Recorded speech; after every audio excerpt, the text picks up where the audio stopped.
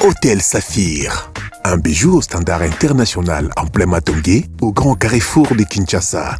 Plusieurs catégories de chambres, bureaux et appartements climatisés avec Wi-Fi et TV n'a faux prix. Petit déjeuner y compris dans son restaurant aux spécialités variées avec réduction des prix pour Naba client Oyuba Fandina Hotel. Un ascenseur ultra moderne disponible en permanence 24 heures sur 24 vous amène à tous les niveaux. Yaboina Matongé et Salaté. Notre adresse A4 Ikelemba, quartier Matongé, commune des Kalamou. Téléphone 084 710 99 99 081 600 8000.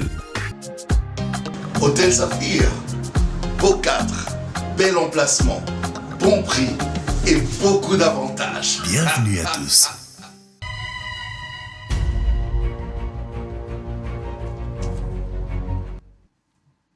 Très bien. Mbote na bino balandinyon so ya bosolo télévision. Tozwi libaku ya kokuta na lelo bisika bozwami na tombeli bino bolandi bolamu na tongo ya lelo. Merci pour la confiance, merci pour la fidélité au bozole mbate kopesa biso maboko nazoli kiete na nyonso toko kosala et kozala na hauteur ya batante na bino bisika bozwami. Bozola na bosolo bozala famille potolobaki pas d'égoïsme autour de ce projet bosolo politique ou bosolo la politique ou bosolo la télévision tobaki kabali solo na moto ya yebite panza sangolo ndako moko te sans bosolo porte moko te ya lopango sans bosolo soki ozota la tête ata il faut atala soki tata te mama cousin moi si na yo bana il faut ba mona. J'ai toujours été content soki na kutani na ba famille bazo bisanga mwana na ngai lingaka bosolo mingi, ça me fait toujours du plaisir comme on a même na bana ya mikie lobi nazaki na bandalungu wala komaki na supermarché moko na moni mama moko ya lobi bana na ngai baluka kayo bana ngo ya mikie bakoza la environ la ba 10 ans mosusu akoza na 8 ans mwana moni ngai ya lobi papa sango yo sakana na sango na biso bango na sango na bango komeka wapi sango na biso. Alors vous suivez ce programme depuis Bandundouville, vous êtes à Kikwit, vous êtes à biso na Goma na Lubumbashi, vous êtes à Mbandaka na Mbujimai, vous êtes à Beni, vous êtes dans le Congo central en train de suivre ce programme dans les 24 communes de la capitale. Vous êtes à Rigini, na Salongo, vous êtes à biso côté Ambanzalemba, Topé Sibino Mbote, Bandeko Bazala Bumbu na Selemba au Makala, na prison centrale à Makala. Vous êtes à Libanda ya Mboka, na Afrique Mobimba, Topé Sibino Mbote, Tozoli qui était besoin malam. Je vais vous donner des informations du jour. Nous sommes au 3e jour depuis Sangwa Zongi. C'est avant hier qu'on a commencé le programme. Je remercie encore une fois sincèrement l'équipe qui a travaillé à mon absence, la grande famille de Bosolo, mais spécialement Mamelo, parce que Mamelo azaka ramoko. Sangwa azamoko, Mamelo azamoko. Siko bakanzape akoya la mikolo ezali koya bobangate. Nous sommes en train de former justement pour pérenniser ce travail, même si on est fatigué ou on peut être occupé à autre chose, il faudra que des personnes soient là pour garder le même style et le même travail pour avoir le même résultat. Voici, messieurs et dames, les informations du jour avant de recevoir le premier invité parce qu'on aura 2 émissions séparées. Ezali Bandekoubaïko réfléchir l'abisso autour de l'actualité politique, mais pourquoi pas les enjeux de l'heure où ils occupent beaucoup en République démocratique du Congo. Nord Kivu, 5 agents M23 RDF et recruteurs de jeunes arrêtés à Goma. Assemblée nationale, la loi portant répartition des sièges parmi les matières prioritaires de la session de mars. Conflit de Kwamouth, Martin Fayoulou révolté contre l'immobilisme et le cynisme du pouvoir de Kinshasa face au conflit entre Tek et Yaka. Mais jusqu'à présent aussi, je ne vois pas les opposants à Balaba, la bazo marché, na problème il y a Bateke na bayaka bazo bunda ba conflit eza penza makasi bato bazo bunda et puis il y a beaucoup de gens ba koti na kati les gens les profiteurs eza penza bateke na bayaka te ba profiteurs peut ba koti na kati.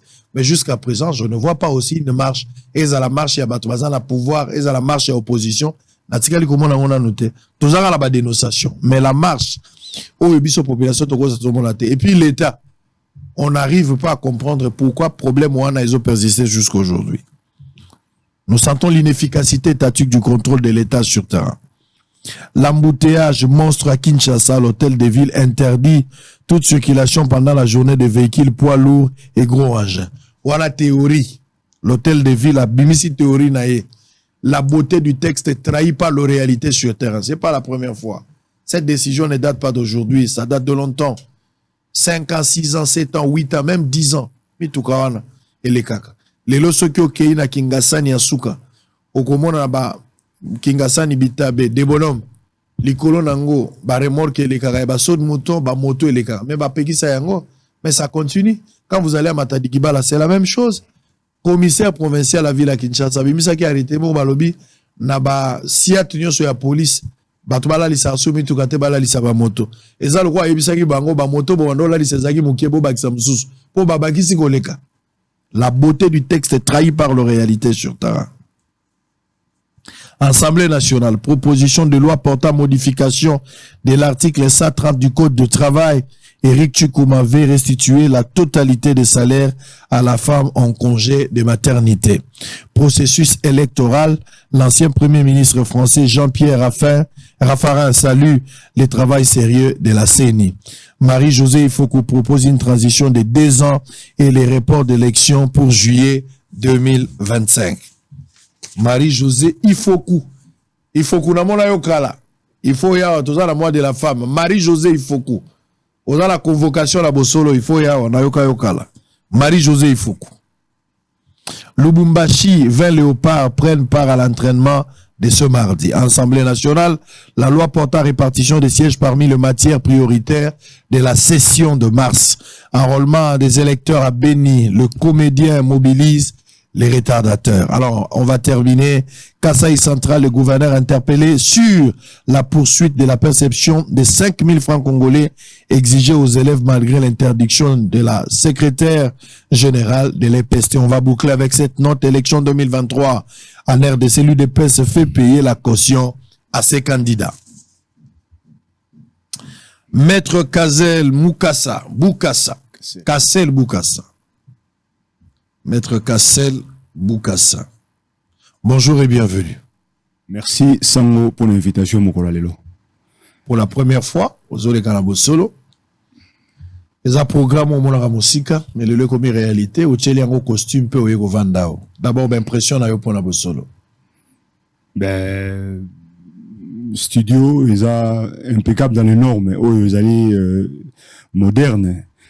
Les a impressionnant parce que national l'équipe n'a pas studio peu mususu mais bon on a monté sur zaï malam tu as mabé mais niveau ya qualité o ya musala oyo les ali fruits ya bambulo yo tout monde qui ozo tambola na balabala ozo lukati o vanda no vandi lelo en tout cas pour na suki sawana na saluer musalo sali et ça extraordinaire formidable et puis na encourager au continuer dans la ligne aujourd'hui déjà depuis un certain temps. Très bien, merci beaucoup. On va continuer. Nous allons nous battre. On sert le pays. On ne sert pas des individus. Pour l'amour du pays, on va continuer à travailler jusqu'à ce que le Congolais va retrouver sourire na bango. C'est ce qui est plus important pour nous. Bato ba monio pour la toute première fois. Ba ba ebiote. Tomoto sa ebio, mais a ebité oyo zali. À qui est-ce que nous avons affaire? Vous avez affaire à un digne fils du pays, à Botamina Lemba, à Kolina Lemba. À Tangipe na Lemba, notamment à Saint-Ophile, tout comme à l'école primaire, à EP3 Lemba Sud. Et puis, à l'étude supérieure, d'où Nazali diplômé dans droit public général, à l'université et à Bel Campus. Au-delà de ça, dans un certificat, il y a la français courant, il y a expertise, il y a criminologie, en fait, il y a criminologie expertale. Voilà ce que je suis. J'ai vécu à l'étranger, notamment en France, en Angleterre, et puis voilà, pour observer ma belle à Bangkok, notamment commune nanga oyo. Et je ben nanga tango nyoso, namuna na kati na yango, pena l'accéléré na yebi. Pour être changement comme meilleur, commune za commune Lemba. Tata ya bana. Nazana bana. Très bien. Là célibataire. Bon, tout pour ça en abisso. Voilà la rocotate. La kangi na pas. Célibataire pour lui. Non, kinwani ya zana bana maza célibataire. Didi kinwani aleka kia wa zana bana pe lokola yo, mais ya za célibataire. Peut-être que za la pe kapo na yo, na lobite o ebisanga so za marié ou pas. Mais na yoka lobite tata ya bana tout suka kawana.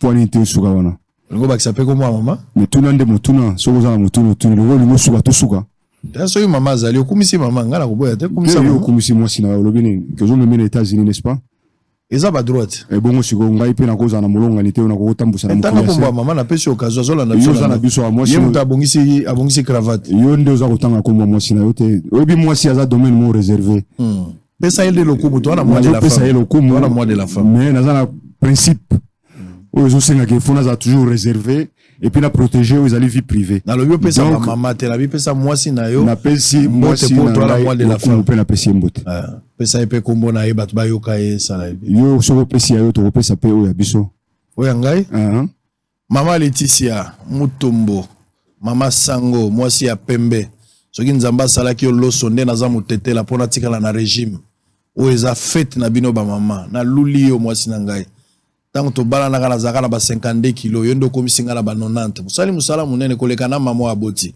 umela bonne fête na yo yoka ya ngai yango wana en tout cas webi oza spécialiste nayebi tosombaka no flair moko mosusu na libanda yo moko oyebaki mpona kotinda epuis tosombana gâteau na jour ya Saint Valentin ozali kutu témoin ntango nazobongisa mpona mama na bino alors na salue manene ikundaka oyo apesi nga lokumu mpe akangi nga cravate na mokolo lelo très bien bisika azali en tout cas lokumu eza kaka ya ye très bien merci beaucoup bato mosusu akotuna biso sango mpona nini okotuna likambo ya mama tozostimule bato bapesa bavaleur na basi na bango kozala lokola bapasteur ebele te ndenge bazalaka ntango aza na pasi aza na mwasi moko azoyebisa ye celui qui persévérera jusqu'à la fin sera sauvé mais le jour akomi na mbongo akomi koluka mwasi ya ministère bapasteur ebele baza bongo bakomi koluka mwasi ya ministère même na bahomme d'état ebele ntango aza na pasi aza fidèle na mwasi jour akomi na mwa bozwi abosani molongani na ye oyo alambaka bafufu batambolaka na makolo yango moni des fois na provokaka bongo pona komema yo comprendre que n'oubliez pas la petite fleur to sala yango pona kotumola bato te pona koyokisa moto pasi te mais l'objectif ya likaka oloba bolamu mwasi pa yoka bien ayoka mwa garantie esale mwa bien merci pour la maman nene na pesi mbote na kombo na yo amen moi de la femme alors parenthèse ekangami tokota l'essentiel maître Kassel Mondele akei. Tozala 1960, Congolais alobi faut tozo indépendance parce que attaque tozo lia. Attaque tozo lata Mondele atongi mboka. Mais bo umbo eleki makasi. Toza bato ici tokoli, tokoki pe à mesure biso moko totamsa mboka na biso, malamu mingi koleka kutu Mondele. Parce que tokolinga Congo, Mondele kolinga Congo koleka biso te. Nde moko ya ba raison et motivé pena bato albi photo que l'indépendance na ba forme tout bato bakufa makila bato etanga bato bakangama ba betama ba oya kokata na makolo lumumba keti batumbie na site ezaka ka continuité à ko réclamer indépendance mais finalement indépendance toujours yango lumumba zalaka moko te ba okito bazaki mo ebele tango tozui indépendance elingi koloba nous voulons corriger la gestion du blanc. Tolingi ça la mieux que le Mondele. 60 ans après, nous en 1960. Et l'autre, nous en 2023. Mibu et Poussani Mingi. Comment osomona mboka na biso? L'objectif est là qui to égaler Mondele kakate mais to le kaye. Na makanisi no osomona nini?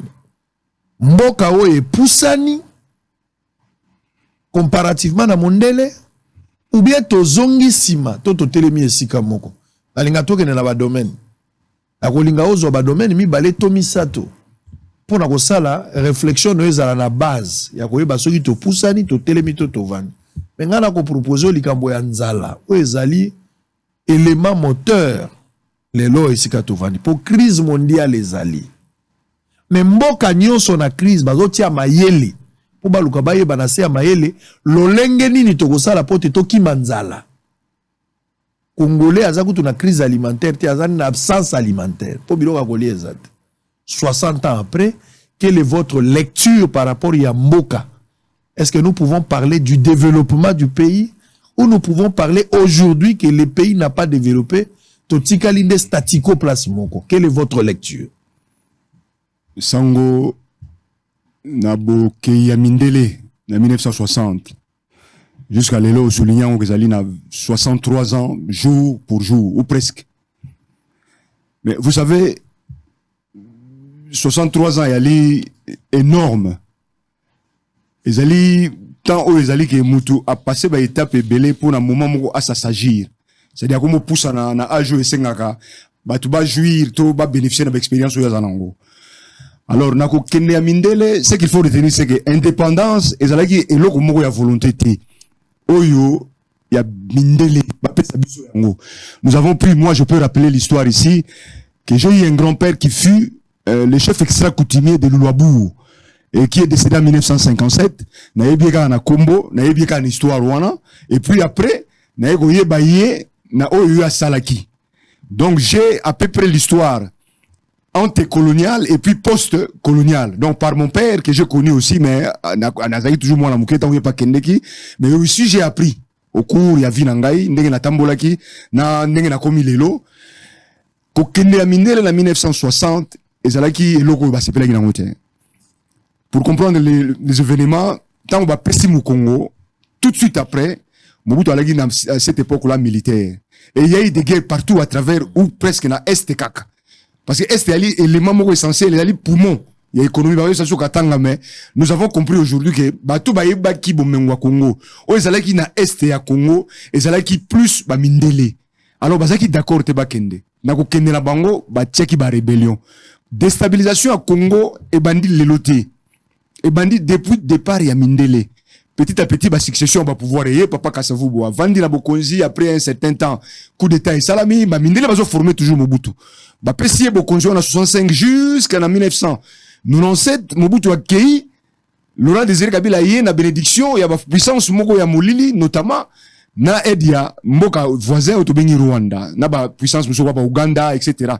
Yé li après 4 ans, Yokani Malamute, Yé Susu, basali coup d'état pour Joseph Kabila aya kozwa pouvoir na ba condition biso surtout toyebi et na 2018 élection ekoleka Kabila a longwe président Tshisekedi aye na bokonzi. Pour résumer, mboka est avancé mais est régressé pourquoi? Parce que nyonso etikalaki tant monde la zala askastala kendeki etikali ko beba, nous n'avons rien créé, nous n'avons rien construit, to zuka o batikala sur la mindele to détruire yango. Na ba domaine pratiquement nyonso tout. So aucun domaine économique, pratiquement économie na biso, o ezalaki liboso $1, un franc congolais qui équivalait à $2 américains. Notion wana e bungin, mbongo e kiti, démonétisation, salami, inflation, terrible, mboka, et bébi économie e koufi. Ba domaine mususu, o yé le ba éducation, eza ko koufa au fur et à mesure, mboka, eza ko poussana, liboso, eza ko kolapé. 60 ans, mais au lieu mboke kola na maye lingi na bagi na yo batu baza na sagesse, mais mboke zo kola eza ko beba de plus en plus. Batu baza ko souvenir na ba besoin na bango te misele zo kufa, ba pouvoir eza ko ya na ba condition za ko yela. Ezo ko s'occuper na population te ndenge sengeli, mais bazo s'occuper na ba problème eza ki ya bango personnel. Donc ba memi mboka na kati ya libulu au lieu to tombwama. Toki ni musika par exemple, tozali kaka se kozonga sima na sima. Donc lelo ba question ebele eza na Congo, eza ba question moko eza difficile zo senga.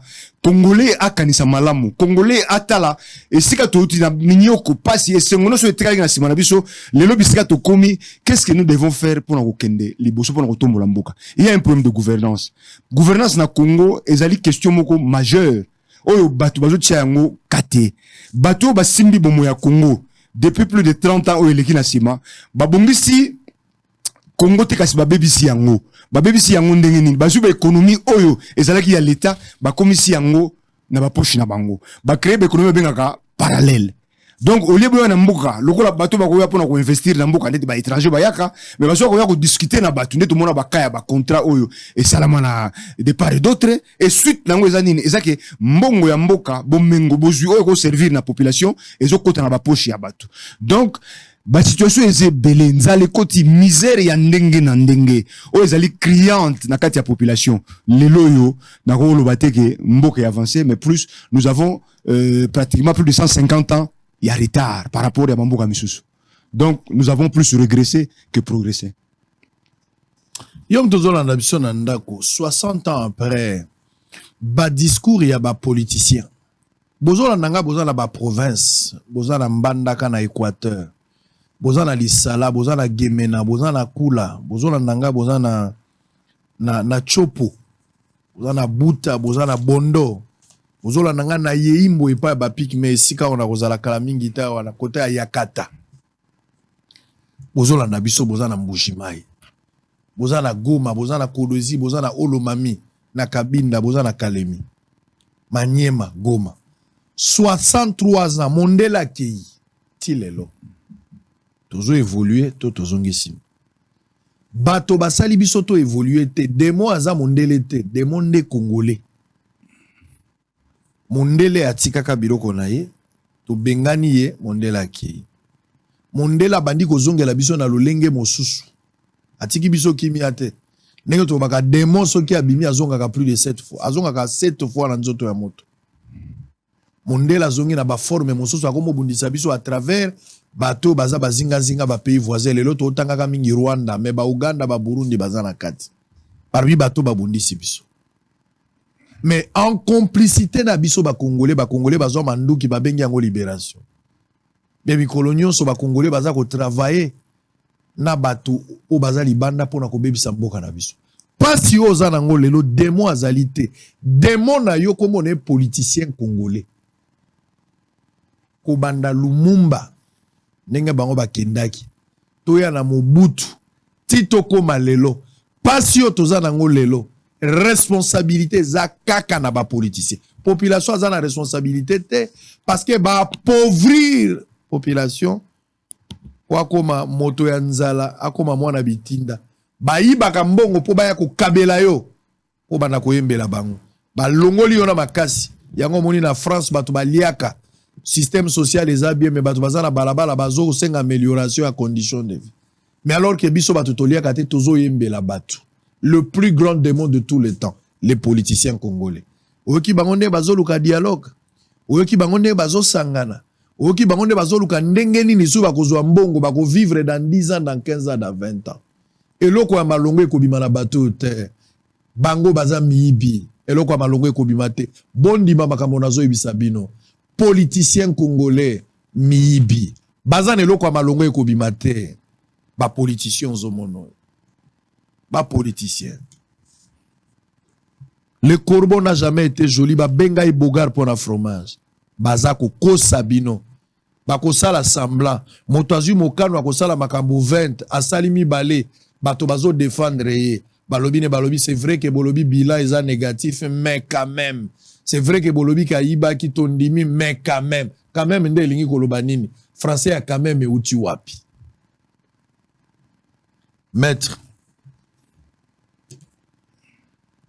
olobi mboka to régresser ngai nazo kanisa ke responsabilité za na ba politicien nazo boya bati ya responsabilité na population pour population liso mone makasi ya saliza bonne foi azo croire na ba politique congolais quand vous voyez Kizenga vous voyez Lumumba vous voyez Tshisekedi vous voyez Mouzé bango ba leader ba père de l'indépendance bato bandimaki bato bazalaki na ba grand esprit tango zo mona bango est-ce que vous pensez que aujourd'hui tozo pérenniser combat na bango sango mutu nyonso na bomoi na ye oyo aza ko embrasser carrière nyonso tu na se moi azaka toujours na modèle et parmi ba modèles bazaki les plus importants ya mboka na moni otangi papa Lumumba pe le papa Etienne Tshisekedi na retenir ga bango mibale pourquoi parce que ba combat oyo bango balakisaki biso ninga ko bunda eza ba combat oyo tilelo etikali na kati na biso notamment combat ya indépendance na papa Lumumba c'est-à-dire que mutu mo ayaki pona bomoi na ye mobimba pesa yango na Congo alobi ke ngai na kopesa bomoi na Congo pour Congo connaître indépendance c'est ce qui a été fait en 1960 mais déclaration ya salaki na miso mindele c'est pesa mindele te malobo ya zaki koloba et que Congolais a eu indépendance na propre effort na c'est-à-dire na fruit ya bitumbo ya bundaki pour ami bimisa na kati ya colonisation pas comme indépendant et pesa ki mindele esengote alors batu ya lolenge wana est-ce que lelo na monde politique banani bazali kotala bango lokola ba exemple je ne pense pas que lelo na ba politicien nyoso ko tanga ba komo na bango mutumo wa tala bango lokola exemple était soko zuika ya papa Tshisekedi mutumo ka pesi bomo ina eti na suka plus de 80 ans alobi na ko kende ba rendez-vous na Belgique te parce qu'il faut na la sûr que processus auto sali ya dialogue pour na ko Congo na ba difficulté na instabilité politique. Il faut comme on a terme na yango pour akende ko se faire soigner. C'est-à-dire que muto yo amitiki amipesi ye moko azuni zoto na ya kabi yango pona mboka mais c'est extraordinaire sango nana ko salon la politicien ko tanga lelo oko si za ba komo na bango nyustu o mona mutu mona kati wana te alors bato ba mipesa la caution pona mboko oyo na ba kombo mi balé na tangi pona se limiter place wana exemple na bango ata moko te ezali comment est-ce que vous en scène politique ya Congo aux en ba homme politique ya solo mais bazate comment est-ce que vous en vie politique vie publique ya Congo bato ba se servir te mais va servir communauté, c'est-à-dire mbok ndenge to vandi boye batu ba penser que il faut population azala na condition ya bien amélioration ya condition ya population oyo biso de temi liboso na bango lokola ba lanterne ndenge ba la biso banzela na ba papa Tshisekedi lokola na ba papa Lumumba moto moko tazali soki na défi na kutanga na kusenga kombo ya moto moko ebima, c'est-à-dire que batu bazo se soucier lelo na ba vie na bango moko personnel. C'est-à-dire, bah, se soucier, bah, créer même un parti politique. Vous pouvez imaginer, vous avez le parti politique, à baiser le logo na yemoko. Est-ce que parti politique, vous avez le logo ya muto, vous avez parti politique pour na batu? Est-ce que rôle ya parti politique, vous avez le rôle ya muto, as un individu, seul, tu as pour na, couper sa maïel na kati ya batu, et puis couper sa idéologie et segler batu balanda.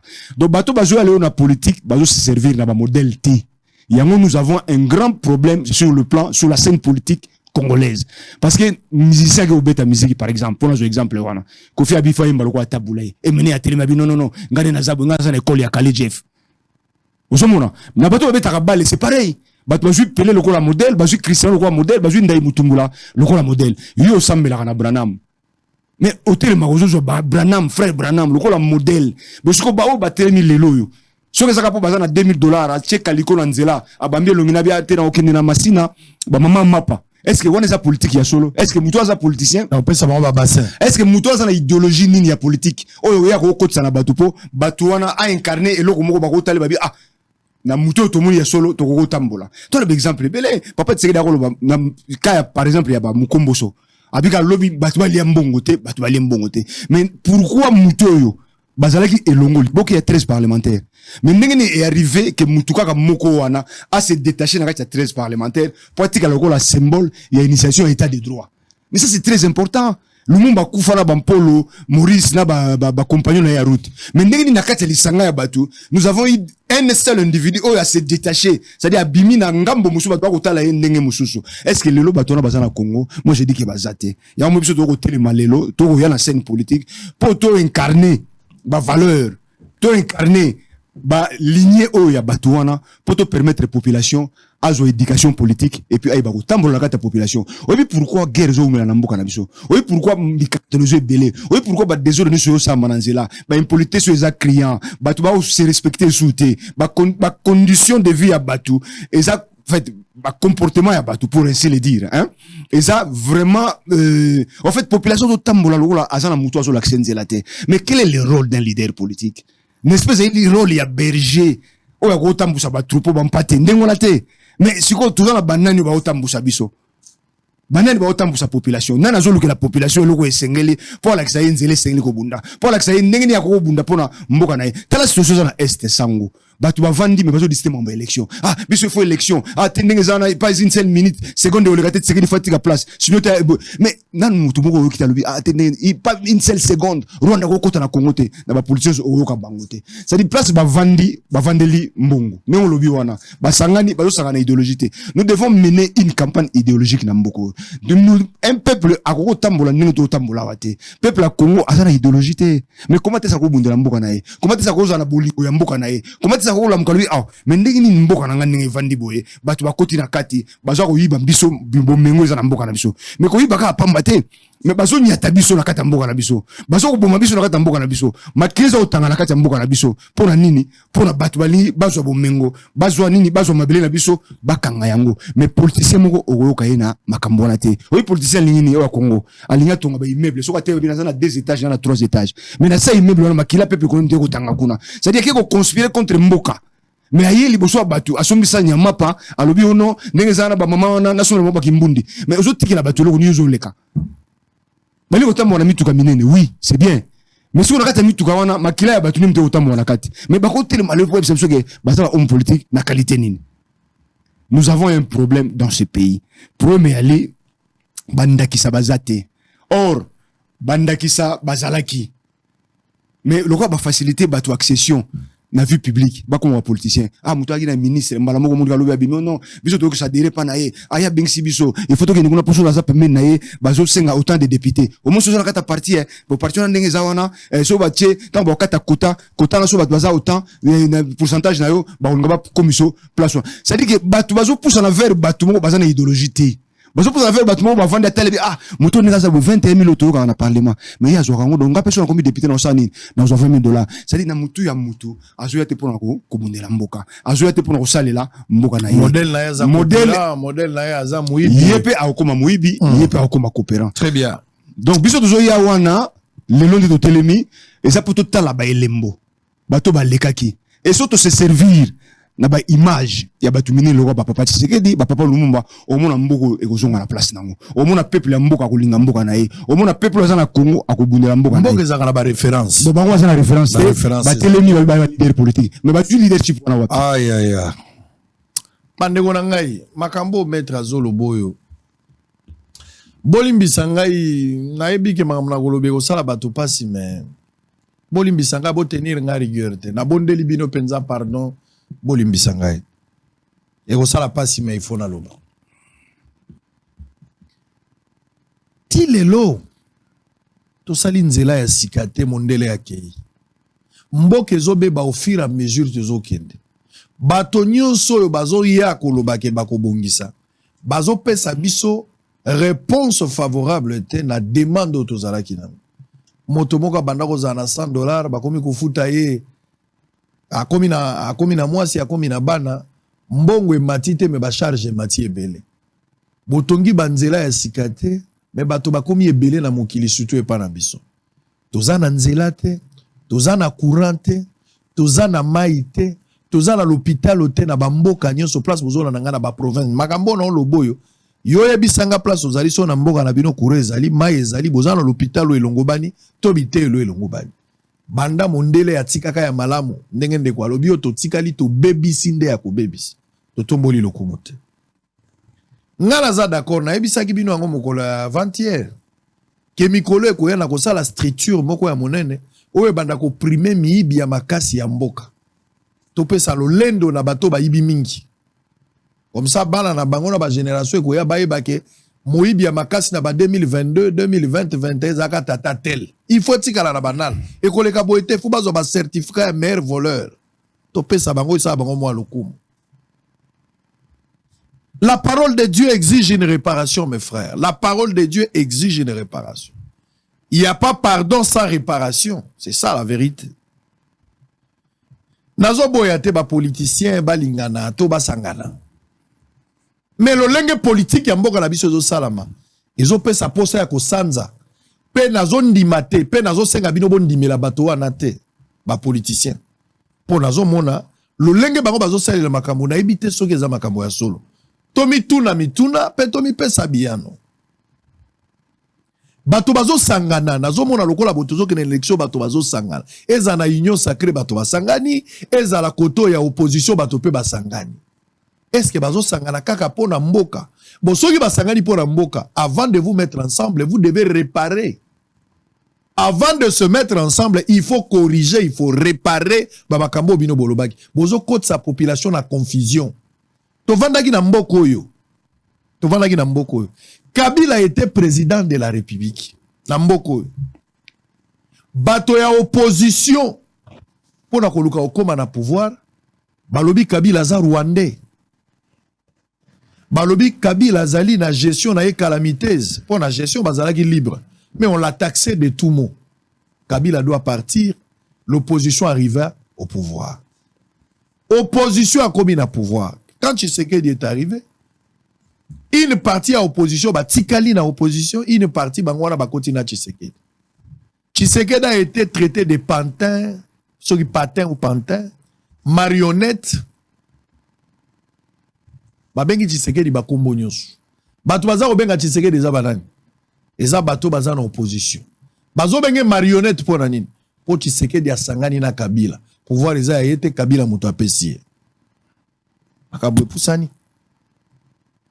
FC saza na batu na kati Tshisekedi aza na ngambu na na batu pe basangani me bazobenga ye marionnette aza pouvoir na ita za mwana bitinda makambo pe pusani et l'opposition baza na kati avant tokoma na élection Katumbi aza na exil kwa zongawa bande kwa FCC par l'entremise ya Tambwe Mwamba ba boy kokotsa Moïse Katumbi a participé à l'élection en 2018 ba bengi Moïse Katumbi italien aza étranger Zambia kokota wate ba lobeli bon pona Moïse Katumbi makambo epusani papa Matata Mponyo makambo na ya ba rapport esalami bande kwa lamuka ba ataka Matata Mponyo pona makambo na ya Bukangalonzo ba pesa ba point de vue à scandale. De l'autre côté, Ndeko Katumbi aleki na télévision, aza kolobake Kabila azali Juda Munene, soki azo benge Juda Munene zande Kabila. Donc de part et d'autre, babwakani bambeba, bazoboka na maloba, bazoboka na ba jeton, we aza mabengani na za malamu. Population na biso pe alandi nzela, to kabwani, bato Katumbi bakomi, bato Fayulu bakomi, bato Tshisekedi bakoti, bato Kabila pe bakomi, bato na bato bazui bakana bango. Siko lelo bolingi bo sangana. Ndenge na moni bato moso batiki Kabila.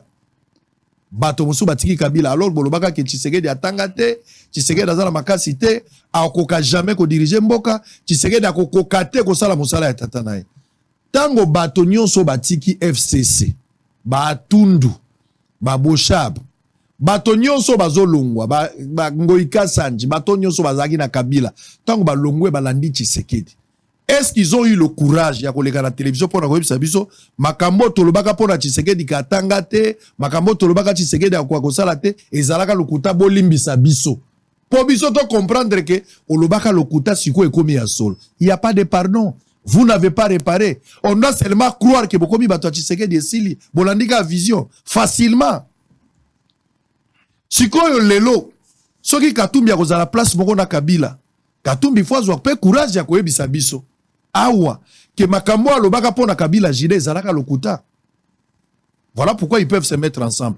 La parole de Dieu exige une réparation. Est-ce que Tambwe Mwamba pe parce que ono ya mboka ndenge bango balobi bakosangana na table moko. Est-ce que FCC bakoki pe ko lave Katumbi te baloba ke makambo tolobaka na bino azalaka italien za biloko ya lokuta baloba ngo pe na TV. Et que rapport ba pesaka Matata Mponyo sur Bukangalonzo Fayulu palo ba kezalaka nango ya lokuta ba politicien ba benga Kabila rwandais mais ensemble ils ont travaillé avec Kabila d'une manière ou d'une autre. Est-ce qu'aujourd'hui bandeko ya IDPS bakolo ba makambo tolobaka pona Kabila ezalaka lokuta?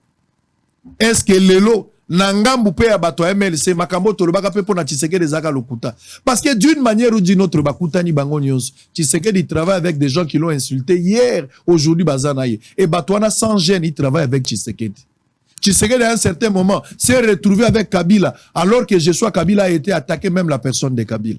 De l'autre côté, Katumbi va se retrouver avec Kabila qui l'avait attaqué hier. Kabila va se retrouver avec Katumbi qui l'avait attaqué hier. Et Fayulu, Matata, ainsi de suite. Ba politicien dans l'ensemble. Ba fingana, ba betana, ba kou. Est-ce que bazui courage à kozonga na télévision pour na koyebisa biso que bolimbi biso makambo tolobaka na bino ezalaka lukuta parce que bazo se retrouver les lois ensemble. Po ba wei bakenda na information moko. Moweyi akufaka ba serio Katumbi azoyebisa Kabila ke azajida. Moweyi wana yoki ndenge bobungisi te. Moweyi ayokaka Tshisekedi azobenga Kabila rwandais. Moweyi yana yebi place bino bobungisi te. Moweyi oya yokaka tango bazobenga Tshisekedi marionnette. Akufi déjà. Atikali koyoka kote bobungisi te. Est-ce que biso batoza vivant toza na droite so ba weyi bayoki te. Boyebisa biso ke bolimbisani makambo bolobaka eza ya lokuta. Bolobaka ezaka lokuta. Solo ezaki boyete. Boloba yango. Au lieu kaka au nom ya pays, Bosangani, qu'est-ce que nous allons retenir de vous? De l'inconstance, de l'impolitesse, de la malhonnêteté, de la mauvaise foi, ou c'est de la politique? Qu'est-ce qu'on va retenir de tout ça? En attendant, Mbokezo sombre. Soki bosali dialogue, vous allez vous mettre ensemble, vous allez encore partager le pouvoir. Banzela ezalité, ma ezalité, courant ezalité, bopito ezalité malamu, bitelo malamu ezalité. Namboka pe bisika population zo. Kosangana nandimi, mais avant ya kosangana, vous devez réparer. Il faut avoir le courage de dire la vérité. Ke makambo lobaka na biso zalaka lokuta. Prenez le courage de nous dire. Prenez le courage. Alors si tel n'est pas le cas, fermez vos bouches, ne parlez plus. Ne venez pas nous embêter. Ne venez pas nous mettre encore dans vos sacs. Oboko sabiso encore une fois. C'est là, c'est ça. Et donc ça la passe na motema. Bato ba finganaki, bato ba lobanaki, ba lobisko abi ono ya pays tozo sangana. Je suis d'accord. Je suis d'accord. Mais prenez le courage de dire que tout ce qu'on vous avait dit la dernière fois, c'était des mensonges. De part et d'autre. Je n'ai épargné personne. Bilolos posa la carte ya sac. Na longoli motote. On va revenir, maître. On va souffler avec un élément. Et puis, c'est vrai qu'aux amours na lemba, il faut toyer balangina zo moi échantillon. Et on peut aux aléas aux politiques. Makaniso zolo ba batata, il faut to lo ba pe na lemba yo zo sala nini pe ozo kansani. On va parler un peu de cette commune. On zo lo la échantillon.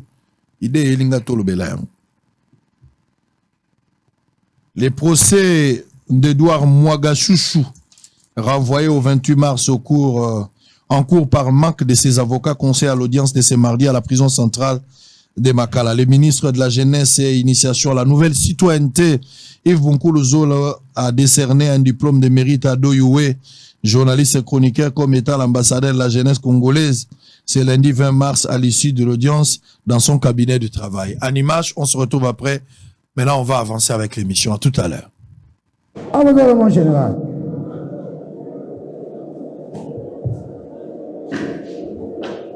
Armo.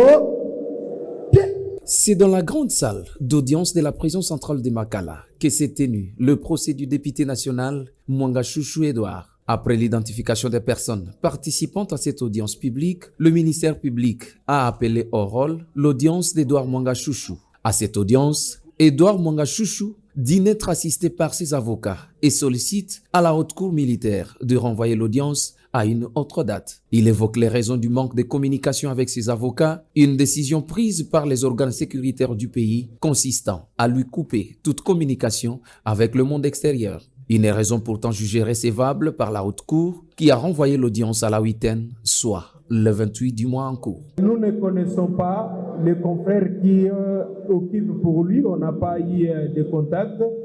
Mais à la huitaine, ça peut être possible qu'il organise sa défense et nous serons là. S'il y avait des contacts, même avant l'audience, nous avons tenté qu'il nous donne les contacts, on va contacter les confrères. Parce que c'est certes que nous avons aussi commencé par la haute cour là-bas au palais. Et nous tous, on était dans cette confusion quand on a vu l'extrait des rôles. Et c'est comme ça qu'on s'est mis vite pour venir ici. En tout cas, je sais que je ne sais pas de quel motif. Et si jamais on aura des contacts, on aura toujours à faciliter la cour. Nous avons dit votre honneur. Lui permettre d'entrer utilement en contact avec le collectif de ses conseils et sur suggestion des avocats du commissaire principal, à moins que le ministère public émette un avis contraire. La remise est contradictoire pour la huitaine, 28. Nous allons débattre à propos de cet écrit, mais dans une formule contradictoire. Alors, donc leur présence est nécessaire, indispensable pour la poursuite de la procédure. Faut-il signaler que c'est la première audience contradictoire qui devrait traiter au fond la situation de l'honorable Edouard Mwagashushu après que la haute cour militaire, après instruction, s'est déclarée compétente de les juger. Rappelons que Edouard Mwagashushu est reproché par la haute cour militaire en procédure de flagrance pour participation au mouvement insurrectionnel, haute trahison et j'en passe. Mon général, l'audience est levée. À votre ordre, mon général. À l'issue d'une audience que le ministre de la Jeunesse et Initiation à la nouvelle citoyenneté, Yves Bonkulu Zola, a accordée au chroniqueur et journaliste Adoyoué ce lundi 20 mars 2023 dans son cabinet de travail, le numéro 1 de la jeunesse, Yves Bonkulu, a décerné un diplôme de mérite à Adoyoué comme étant l'ambassadeur de la jeunesse congolaise. Au sortir de cette cérémonie sobre, le repromis s'est exprimé en ces termes. J'ai maintenant une lourde tâche. Ça me renvoie à reconscientiser encore la jeunesse congolaise.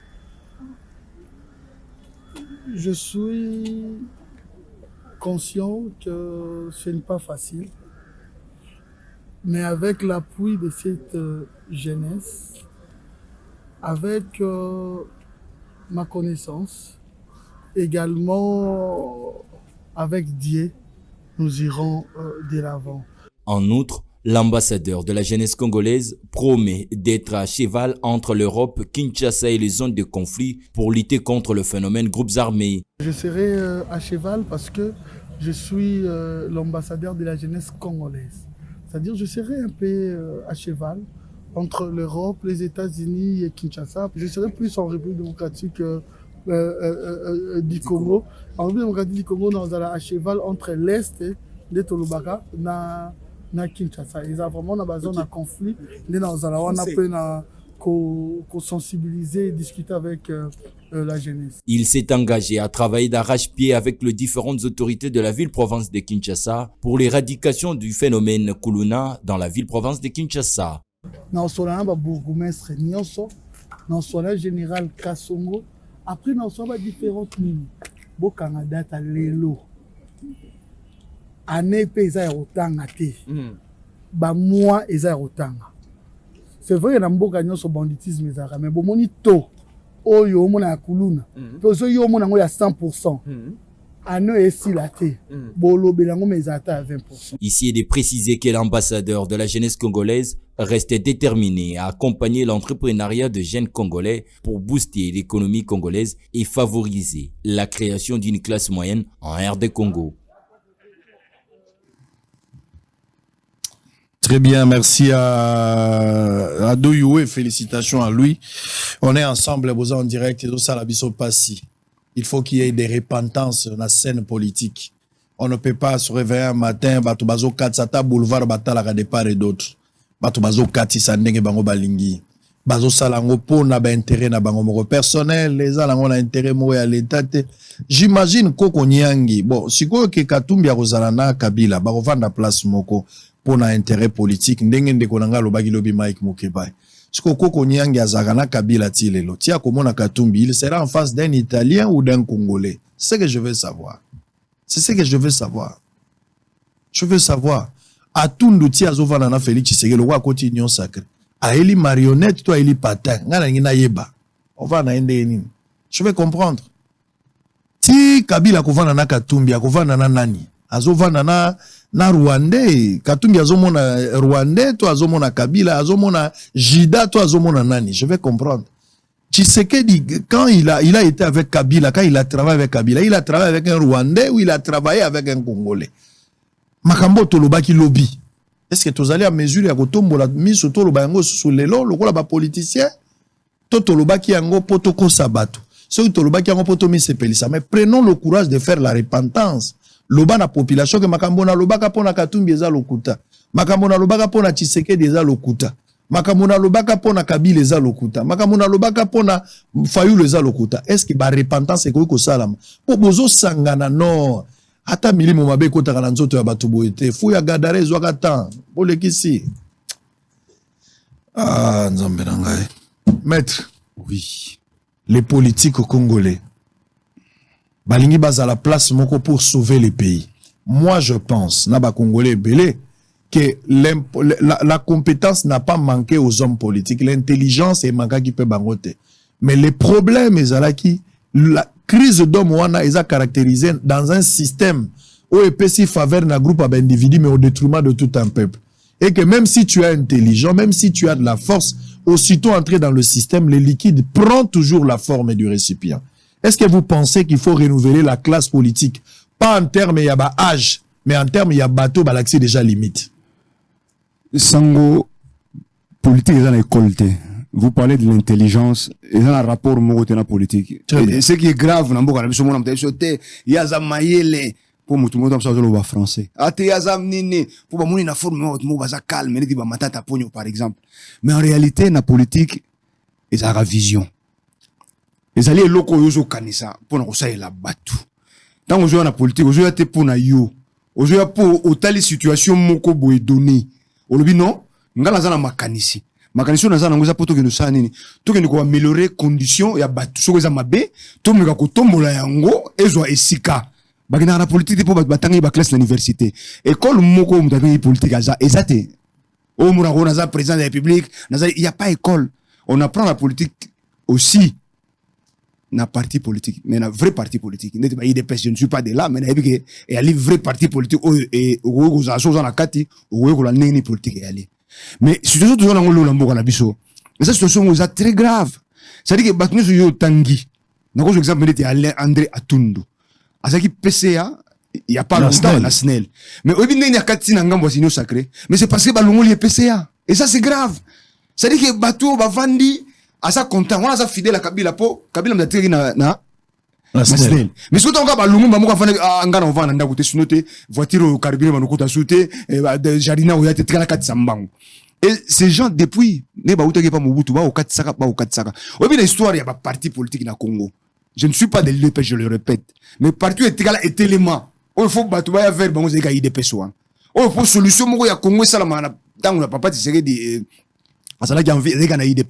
mais tous ces autres individus na babilo na bango basali lokwa ba boutique ya ba commerce na bango ezaka so ba bouger koto ba kati ba ke koto so ba bouger ba longo ba kati ba ke koto mais finalement tous na banani liboso na biso yango zo mona bango ba yibi makambo très bien basali système ba mindele ba sala o mindele ba en Afrique ba yibi mbongo Afrique ba zubo mbongo Afrique ba kena ngwe pana ba tongi ba bongo se pana bango mais bango web sa Afrique te biso ba to def sa bino mbongo et puis Afrique ko mundi makambo wana webi akomote akiti mutu na sepo mundele fa pesa ye bomengo il faut redresser l'économie il faut bon ça ça la pont quelque part aide ya Japon aide ya France et situation wana et kita et pas ya ba homme politique wana bango ça dit un matata pour nous qui vient qui vole l'argent de l'État ayibi mbongo plus de 200 millions na projet Bukangalonzo mais siko bazo kende bazo songa la population bazo mbongo bazo boka la population na se population ngendo lokota mbongo wana mabele bango ils sont tebiso do se sabino ba msu ba ke ba tongi bo pito na ndenge na bango ba bi tebiso do se l'hôpital ndenge za na ku tuzo et tout ça donc c'est comme ça et cette situation ba hérité na mindele ba yenango et ba yebi nini ba yebi ke so ba yena mbongo apesi o kitsa mutu na se tant que kitsa mutu na se osani a écraser nous avons des exemples autres au pesa ça dit que na Congo na batu nyoso yo tangi ba komo nyoso zo tanga mutu mo zo mériter so zonga na mutu a Congo azate azonga ba institution azate na ba komo nyoso yo tangi na ba tangite na ba zo pesa par exemple so ya intel o komenge rwandais so ba zonga na nini tous ces gens basa sur la place il faut ba y partir à l'autre sur la plateau ya sango faut ba longwa batu musu ne faut ba ya lokola biso oyo to wana makanisi ya Congo na zo na mutu ya makamuro ya Congo te po ngana somba mutu ka pona sina somba mitu ya minene na somba banda ko pona za na mapango ya sina somba so na wa lokola bomengo na kati ya pouvoir na politique pona ça na tu n'as jamais été dans le système non tu n'as jamais été ça dit que batu ya sika nde faut ba ya mais ba ko ya lolenge nini makanisi ni ba ko ya nango nde problème munene yangwana soki batu bazoya na makanisi kaka po batali batu moko liboso oyo baye ba détourner mbongo Congo to continuer na cycle oyo ezali infernal or il faut batu baya po to longola mboko na kati ya bombo vous imaginez mboko oyo oyo zo incarner espérance ya monde entier mais tout ça ba pauvre oyo monde entier batu ba koza na pauvreté oyo ezali semblable na bisoté mais mokili mo mezo ta la Congo parce que te ndenge toza bisoto na lithium toza na besoin de photo qui na Congo ba na besoin collecter faut ba na Congo c'est à dire que nous incarnons forêt ya munene eza na Congo mais ndenge ni liboso ya batu o ba ko tambusa batu o ba ko isa batu makamala mpona mboka na bango batu ngo bazate et ça batu bazo la kaka bomengo na bango bozui bomutu na bango na Congo de tous ces gens hein lelo mutu aza homme politique na bango surtout na ko ba président de la République. Parce qu'il parle politique, il rit politique, il boit politique. Ça, c'est vrai. Mais tous les autres Watikali, en réalité, ça va commerçant, ça va homme d'affaires, ça va nationalité aux Olubawana. Mais aujourd'hui, imaginez dans Mboka Mobatu Bayaka, ils ont besoin de Mengo, ils ont besoin de pouvoir na Congo, ils ont besoin de Noya cause à Congolais. Et puis les 4 grandes écoles ont échoué, ont montré la limite. Oui, mais il faut pas l'ongwa. Il faut pas l'ongwa. Limite. Il faut pas l'ongwa. On n'a pas eu espoir. 32 ans, 18 ans, 4 ans. Il n'y a pas eu il y a rien du tout. Alors, quand est-ce que Batu est solo Bagoya? Quand est-ce que Batu Bagoya va dire que notre pour améliorer conditions, il y a vie sociale, il y a Congo. Ozomona. Donc, et ça pour moi, mais Moutakoya la politique, nous avons un problème de recensement au Congo. Ça, c'est un élément essentiel. Nous sommes obligés de faire le bango malgré tout. Au moins, nous sommes besoin au Congo, même pas qu'on penser qu'on peut s'habiller nombre de Congolais. Pourquoi? C'est parce qu'il faut des ordres de Salama. Donc bako kota na ba nationalité ozo bimisa wana bako kota nde balingi mutu mo ko comptabiliser ba congolais te pour so comptabiliser ba congolais et ba na réellement ce que non bato ba na cadre nini alors à partir du moment wana bato ba na vigilance ba congolais de père et de mère ont détruit aussi ces pays. Non, je ne parle pas de congolais de mère et de père. Je suis pas d'accord. Logique n'angeza boisa Mundela zalanga ne congolais te. Non, il nous avait donné quand même donné à manger. Logique ezali boisa Mundela pesa logique ezali boye pour nous ça la vraie politique. Il faut comptabiliser le nombre.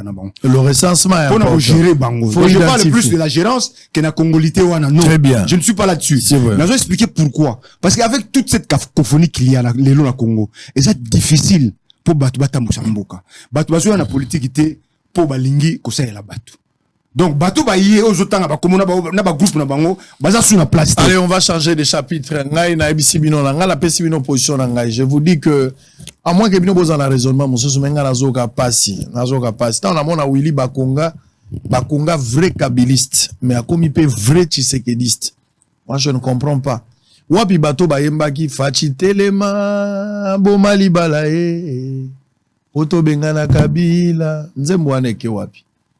Fachitelema yobo malibala oto bengana kabila siko bato bazan ndenge nini tant bato bazo talana bazo vana ndenge nini je vais comprendre ba solo la nini kabila kolongwa na pouvoir aza rwandais tozo sa karembe kamere na Burundi ça se disait dans le rang de l'UDPS alors qu'ils étaient encore dans l'opposition.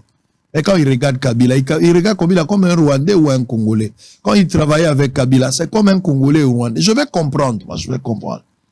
Pas si eza na mboka tokomi kolia na mapeka esoso mitu ya soso mitu bilongira biso ekomi okokana lokola toza ba cousin na ba neveu alors que mutu na mutu uti na famille ne formol ndezo sangisa biso otali mutu bobi na sa lokwa na zoyeba yo monela ngapi na no mona ngaite mais formol ekomi biso bandoi ekomi biso mapasa bilongia kokokana otali mutu zo kanza lokola utai komona e menzoka po bozoli eloko moko souffrance toza nango lelo tozo defali paraton tozo futa mbongo na poko toza na nzela te tozo lona te mboke ezangi agriculture bobimisi plus de 400 millions de dollars pour botiena ku projet Bukangalonzo bobandi ko sambisa bolobi matata yibaki te il n'a pas détourné je suis d'accord mais où se trouve le résultat si matata n'a pas volé si batu nyonso basalaka kuna ba yibaka te vous pouvez avoir raison matata n'a pas volé batu ba yibaki te vous pouvez avoir raison mais où se trouve le résultat masango ezawapi Ngulu eza wapi fufu eza wapi nyonso ifale botana Bukangalonzo résultat nango eza wapi na ndimi bato bayibaki te mais résultat eza wapi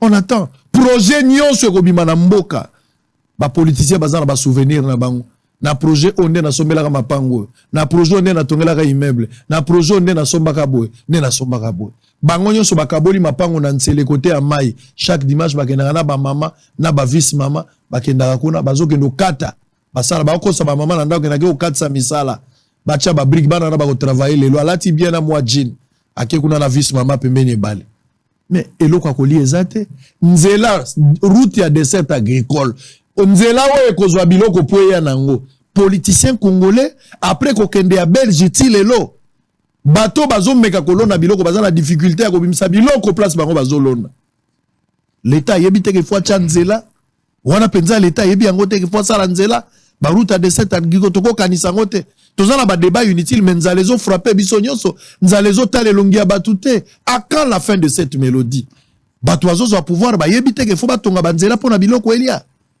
bozo expliquer bakabwa sikomina ote ba yibaki te ba chinois bazangi na raison alingeta kosi oui vous pouvez avoir raison qu'alingeta menti je vous le concède parce que vous voulez avoir la raison mais où se trouve le résultat donnez-nous seulement le résultat ba politicien congolais bato babotami na ba famille ba pauvre la plupart ba politiciens ba uti na ba famille mbongote ils sont sortis de familles pauvres mais bazalaka na bango pe ba héritier te comment ba komi na niveau ya kozala millionnaire milliardaire bazo mbongo wana wapi par moyibi mais yo pas ezo continuer Tshisekedi azala premier mandat na ebisaki bino soki Tshisekedi azu deuxième mandat akoma tina ba 2030 ndenge nazo mona so bango ba ti dialogue na bango après Tshisekedi politicien muso akoya na groupe na bango nyonso wana soki bango bazui Tshisekedi azui po Kabila azwaki déjà soki totie Matata soki totie Fayulu soki totie Katumbi soki totie Muzitu totie Bemba totie Mukwege batana kozwa biso 50 ans en réseau à 10 ans par personne soki totie 5 personnes a Josa nango lelo kovanda kana mukilio Yesu akozonga te à quand la fin de cette mélodie mboke kobonga jour nini bango te biso bakozwa groupe ya bato bazo se retrouver bapesi bango mbongo soyo bandiolo bango nde babibi na télévision ndenge nazolo babwebele bako rappeler nga aux infirmiers quand nde nazolo parce que ce sont des vérités bakokaka vérité te quand tu parles de la vérité bazo rappeler eux même ozalaka mwindu obanda ko sangisa mbongo na TV ozalaka infirmier on a bazo rappeler pour pas déstabiliser moral là mais c'est que je vous ai dit c'est la vérité nzalezo occuper pouvoir tezo couper opposition te biso nous tozo souffrir lelo. Est-ce qu'il n'y a pas une bonne politique? Batu bazanga ki maele te, ba politicien maele bazaki nango, mais malhonnêteté intellectuelle. Ils n'ont travaillé pour que leur ventre. Les lots toujours gato qu'une élection pour topé sa chasse na batu mususu, ba banda pe ko yiba. À quand la fin de cette mélodie? À quand la fin? Batu ba pe makate. Ba koza la pembeni te pe bazota la politique musika. Batu mususu pe ba sala mieux que ye. O chauffeur nini oyo azo kumba mabe bakangi na roulage mazo continuer ko kumba. O joueur nini otozo pola maboyi ko bima po batu musu bakota to égaliser atabi ya pamba. Problème nini? Batu totanga ka bango na classe tozo vivre na bango lelo. Mutu totanga ka na classe mais tozo continuer ko vivre na politique. Batu tomona ka na bubebe meti lelo bazo diriger. À quand la fin de cette mélodie? Bano bazo silisa classe na ba diplôme bako sala lisusu wapi? Population zo vanda kimia pona nini? Pona nini ozo sale la bateau? Pona nini ozo sale la bateau? Population congolaise bozo sale la bateau pona nini? Pona nini bozo sale la bateau na place que bozo sale la mboka? Mukoloni toko sala marche ya courant. Mukoloni toko sala marche ya mai. Mukoloni toko sala marche ya lipa et mati. Toko sala marche pour basala nzela et route à dessert agricole. Toko sala jour nini? Sala jour nini? Bambisi bazo kufa na ibale na pasi na motema. Opesa kaka mission bali ngai be bali ngai te na zongi désolé nzambe zwa molimo ngai mbisi azongi. Maître, parlons de Lemba oyo tikaka na Lemba ozo kuta lelo ezaka Lemba moko te po ezaka même situation ezana Congo, même situation, c'est-à-dire Congo tozalaki na liboso na Congo ya lelo za ndenge te donc ba commune so ezala nini ezala ezo suivre ka rythme ya mboka mouvement non. Donc dans l'ensemble Lemba va très mal. Eza Lemba moko eza ya kobeba eza Lemba ya na lokumu d'ailleurs oba kobenga commune du savoir mais lelo so okena Lemba ozana ba repère lisuté so commune à Lemba ozone ko comprendre université ya Lemba quand des étudiants ozone ko comprendre makambo so mona eloko monte molili na molili nyoso eli flou Lemba eza vraiment na état moko très calamiteux.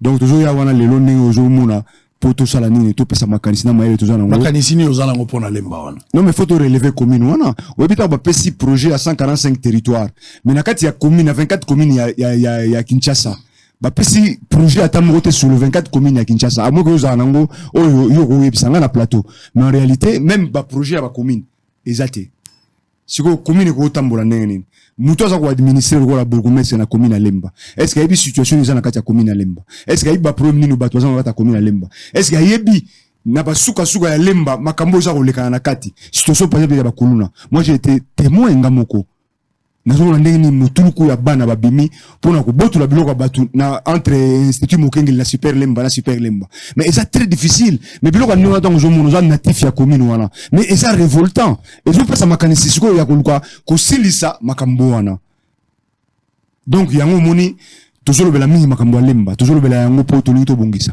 to lito changer quand même image na yango toujours ngisa yango lokola ezalaki na tango oyo esila ikoleka mbala simo. Situation à Est République démocratique du Congo ezo sala mo pasi kino lelo yo pasi eza makasi ata ndambu nanu tozu peda lokumo tozo kanate po ba respecter ba kor ya Luanda na Nairobi ezo poser problème. L'EAC aza sur terrain to contaki na tozu elokote mokonzi mboka lobaka koya na armée kenyenne bakoya wa pe réaction kozala imputable si siko nantomoni elokote bangolais 500 baza koyawa pote baya kaka kosunga ba faire respecter ba accord o ezomaki baye na bango kobunda te. Vous pensez que cette fois-ci rebelle a koyoka? 2 Eliezer Ntambwe moko ya ba député azuma loba pe alobi boye pona ye amoni que élection na mboka na biso eza priorité te na contexte toza nango lelo. Il faut kaka d'abord tosilisa guerre ya est élection ya sima. Motuno na tuni pe bino bozana ndako. Eliezer Ntambwe, mwana mukolo pango. Honorable député national. Akanisi boy. Tokende nano élection te tosilisa nano guerre pour élection ko résoudre question nyonso te, c'est d'abord la guerre les élections après. Yo Congolo zali d'accord oui ou non. Pesa argument na yo numéro de téléphone en wana ezana se, bozana na Facebook, bozana na YouTube, bo pesa vie na bino bozali libre ya koloba makambo ndenge bolobi. Ça sert à rien bo fingana, mais pesa ndeli kanisi na yo, c'est ce qui est plus important. Alors qu'est-ce que tu en penses, maître? Bon, quand la rébellion est dans l'est et à Congo, et la situation où le lobby sont situés bien. Et ça t'es quoi, ils allaient rébellion et Bunda pour aller à la conquête à pouvoir. Non. Et ce qu'on t'a dit au monde, rébellion tournaga dans la localité presque moko. C'est-à-dire que dans l'est et ouana, quand place rébellion tourna et tournaga ouana. Mais avec des efforts diplomatiques et tout ça, la chef de l'État, avec des efforts nous salami, tout le monde quand même le loqué, guerre ouana à est. Et ça fait à Batu. C'est-à-dire ça groupe obscur, la puissance et à Libanda. Rwanda a sous-traité pour nous saïlayer Moussalawana. Donc, situation à la rébellion, Kati.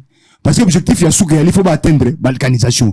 Mais il y a maintenant des questions à se poser. Nous, on le force kenyane, il fallait, nous, on le puissance, Angola, etc., etc.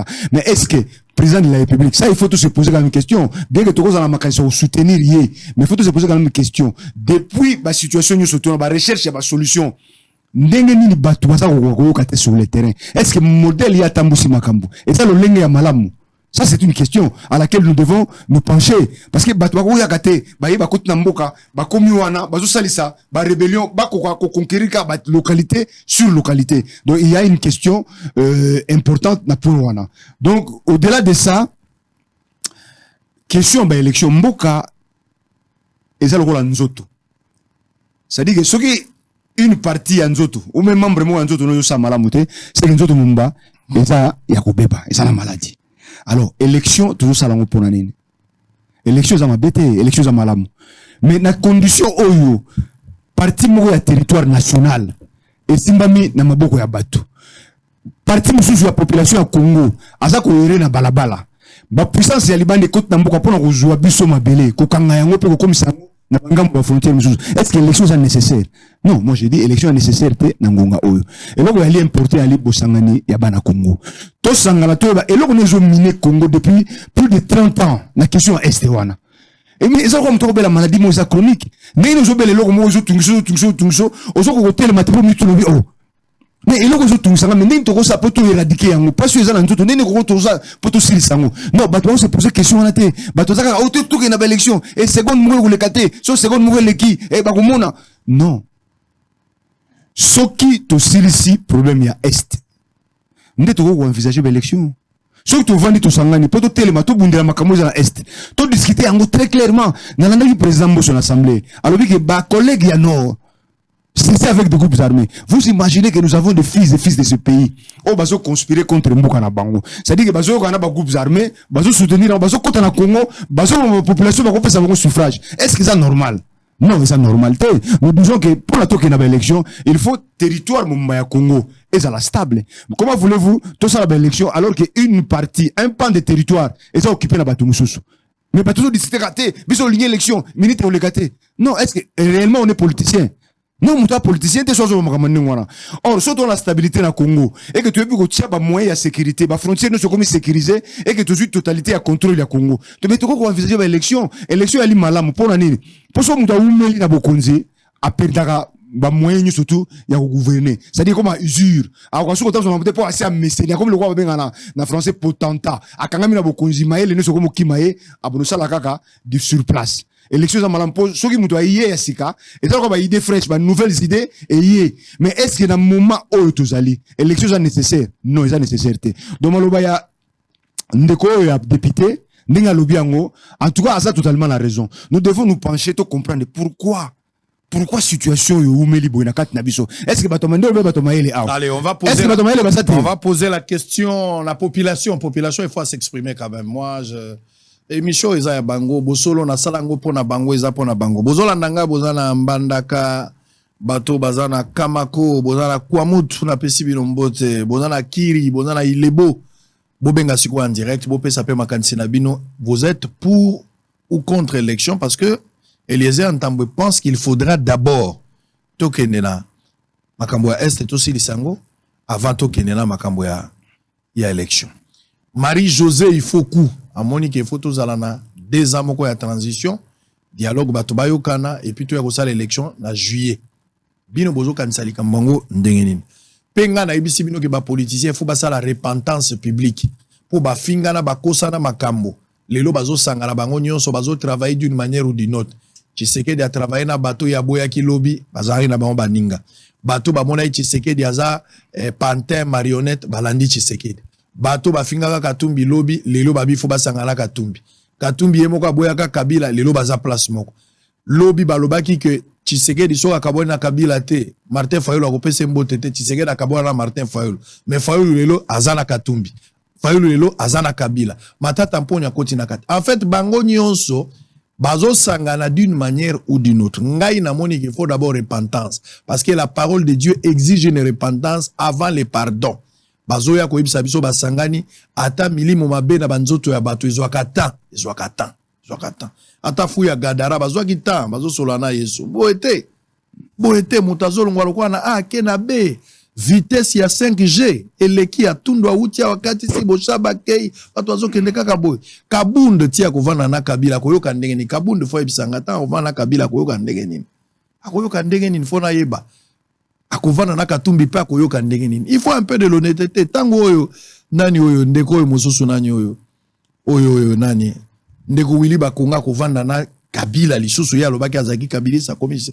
en fait mimbogrio koko nyanga koloba ningo ikasanji finalement nazo comprendre te nazo ba forme lo kwango tata bitoto ezaka na goût ça c'est un mélange hétérogène je comprends rien là misali zana mboka te bato bazana pasi des générations en général depuis Mobutu tilelo misala ezate ezaka ko to créer 10 000 emplois jouni bo créer 100 000 emplois 500 000 1 million d'emplois ko za jouni bo sala ngo jouni bozo expliquer muyibi ayibi so balingi balandela ye bo sangani pembe na ye ko simba leader te olingo simba leader soit ba politiser soit ba tribaliser c'est toujours comme ça na moyibi azana presse na ye moyibi azana ba nani ba juge na ye ba avocat na ye azana moi population ye pas somba kana ndenge na ye bozo ba nyonso eza ya biso un peuple azo mériter ba dirigeant o ye moko alingi. C'est grave. Aujourd'hui, classe politique na biso, bazo sakana na biso. Si balobaka peuple azala simananga peuple ango eza yonde na ngai. Yom totinda bango. So ozo tanga kombo ya peuple kotanga kombo na ngai te. Tanga kombo ya batu mususu. Ngai Israël muto kotanga kombo na ngai la katite. Oh le peuple va dire moi je suis pas ton peuple moi. Je suis pas ton peuple. Olobaka kombo na ngai te. Tanga kombo ya batu mususu. Je vais prendre quelques appels. Baoba koko tate comment message. Qu'est-ce que tu penses? Est-ce qu'il faudra reporter les élections? Vous êtes libre. Il n'y a rien de sondage ici. Je ne vous fais pas le sondage. C'est un sujet. J'aimerais que Bino Pebope sa point de vue. Vous êtes libre. Mais nga nazo mona makamundenge mususu. Nazo croire na classe politique. Moi, je ne crois pas. Batouana nyonso nazo mona il faut pas que na retraite intellectuelle. Batala ka Congo lokwa na aquarium ndenge batu mususu azo bongisa bango pe bavandi. Eza ka bongo. Bana na biso mibali basisi ba université bazo kozanga na misala bana bakomi koteka bandeko na bango basi. Otanga na mwana classe na bino. Mais bosilis classe musale zate yo komi commissionnaire na ye. Ozu ba photo no tia na téléphone komi ko benga bato. Allo vie okolia. Ozo turobi mwana oyo akoma ko sa na restaurant azo sa na aldar toni na yebile kyo bandakala makambo restaurant sala kate. Te vie esko okolia nini? Ozo lia nde bato. Sobi mais muto tindi photo esi na mona ya bi te vie o 2023. Bozo bi misala bato asika 2000 mais mutabota na 2023 sala no bébé. Allô? On va prendre quelques appels. Ne maintenez pas rigueur. Hein? On va... Allô? Voilà. Oh là là, saturation. On va tenter de prendre quelques personnes. Oh là là. Le téléphone est d'abord saturé. Attendez, mon frère. Vous êtes déjà en direct, mais il faut... Ok, allô? Oui, bonjour, Sango. Bonjour, Ndeko. Aux en direct. Obengiwa. Oui, c'est M. Paul depuis la commune de Rimeti. Oui, mon frère. Oui, allez-y. Vous êtes en direct. Oui, en tout cas, on a sujet à l'élection à Moga Bisso. Vraiment, tout le canal, l'élection est à la nègre. Parce qu'on a déjà fait 3 cycles électoraux et là on est changé dans mboka na biso nyonso bazotia ba pression wana ezali kaka ba politiciens pour oazu par des choses te azo que l'élection ça les mapo il est après na enfer. Merci beaucoup. On va prendre quelques appels. Hein. Joël, ne maintenez pas rigueur. On va terminer. On va prendre une zone D. Mais j'ai encore quelques appels. Je me sens un peu conduit. Laissez-moi prendre quelques appels. Il faut pas congolais baloba. So balobi te na royoka bien te. Tika na yoka bango mwa muke ba pesa point de vue. Bango nde ba kolomboka. Makabo élection zo préoccupé bango faut baloba. Awe Eliezer alobi to kene nano. Kosili sagere ya est élection ya sima. Deko Eliezer nda alobi na pesi mbote. Akufela ki cameraman na enga na zalaki te. Na yoki pasi mais na benga qui est quand même na pesa qui est loboko na ngai simbisi la main d'association na ndengele ki na biso na zolozolo akendaki nzambe abatela nyonso ele kamalam. Alors on va prendre allô. Oui, bonjour Papa Sango. Bonjour Ndeko. Papa Sango ngana benga patira Gisensu. Oui Ndeko.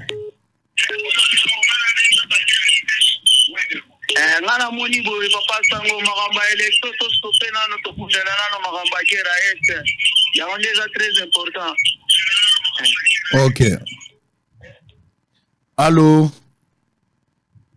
Allô. Allô. Bonjour Sango. Bonjour, aux en direct. Bonjour Sango. Bonjour Ndeko. Révélation na yo et salina vraiment. Bonjour Papa Sango. Bonjour. Révélation na yo et pesina imawa. Et misinga la maya misu. À propos ya ba politiciens na biso congolais. J'ai vite compris pourquoi ils ont combattu ou construire. Parce que la révélation est venue sur eux. Parce que pas manipulable. Les Eliezer les gens ont vu que l'élection à la matière pour la sécurité à l'Est. En 2018, on a bâti élection ou rien.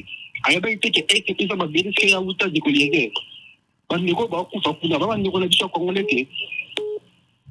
cette année, il faut que ça la élection. Toujours, le président est légitime pour Mboka Peke Nekitoko. Comme on a isolé le science, merci. Merci beaucoup. Jojo, là, 7 personnes. Attendez. Allô? Allô? 7 personnes. Maître Cassel va conclure. Laissez-moi prendre quelques appels. Il faudra que Congolais va s'exprimer. C'est toujours important. So il y a tiki bango boy aux amalamute. Faut bango va s'exprimer. Allô? Oui, allô. Ndeko, vous allez en direct. Oui, là, il passe na Kingasani. Ouais. Oui, na Kingasani, na mingi Papa Sango pour na encadrer muke. Allez-y. Jambo lobi pour la politicien. Ouais. Mais na kai où Italie, ya chef de l'État, ya président de la République. Exact. À quoi il faut travailler, pas travailler majorité. Alors pour travailler bien, il fallait que la majorité parlementaire, il y a un moment où il y a une occasion, Sangana Kabila, il y a un moment où il y a un président de la République Sangana. Quand il y a des différents, il y a un mélange, il y a un travail parce que depuis papa n'a été à courir à travailler à place de mon côté. Dans le moment où un chef de l'État, il est à Sangana, dans des cas où il y a un président, il y a un national pour la Cana. Très bien, merci beaucoup. Alors, Congolais va libre, il faut pas passer à point de vue. Monsieur Zaya Bango, allô? Allô? Allô, Ndeko? Monsieur Sango. Oui, bonjour mon frère, aux en direct. Ouais, Evan Ndeko, na bien Simon photo na kabino bingi. Ngana zo soutenir Ndeko Eliezer. Ouais. Ndeko Eliezer a dans raison puisque to ko kende na élection na est du Tumbeza ko to ça l'élection. So to ça to meki ko ça le loko ana seke to teki est. Alors, nalandaki yo pe na butu tango zo sala wa commentaire que to ko ça l'élection te. Il faut les cambouana est d'abord solution et moi après to que élection sur la élection. Pour ceux qui to meki to céder parti à est. Contribution na nga yango ana. Très bien. Allô? Allô? Allô? Allô, bonjour. Vous êtes en direct, monsieur. La lobby boy Papa Sango. Ouais. Jusqu'à présent, biso to so comprendre. Pourquoi Allez-y, Ndeko, Nazoka Loba. Loi ya Chani, ils ont les quartiers jusqu'à présent. Loba. Ba député na biso, baza ba Congolais ou baza ba étranger. Parce que loi wana eza na avantage na biso. Mboka na biso toza infiltré jusqu'à point tozo comprendre tozo kende wapi. Waka mwanga chuchu so ika mwanga chuchu mo boye akoma député azana ba carré minier na ekuna abuma ba Congolais biso tozo fana bango kaka. Azaka kaye mo bote baza ebele. Mais nazo comprendre ba député baza na parlement baza ba Congolais d'origine ou bien bango pe baza ba douteuse. Très bien. Alors.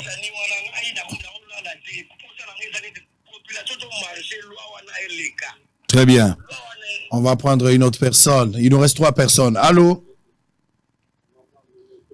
Allô? Allô? Oui, Sango. Ndegoza en direct. Ok. Nalobi boya. Oui.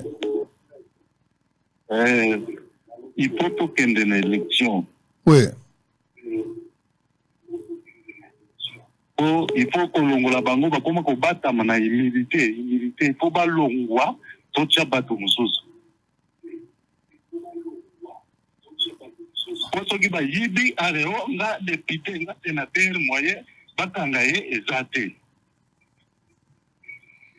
Très bien, merci beaucoup. On va prendre une autre personne. Avant-dernier appel. Allô? Allô? Oui, Ndeko, en direct. Oui, bonsoir Sango. Bonsoir, Ndeko. Bon, moi j'appelle depuis Pointe-Noire. Ok, depuis Pointe-Noire.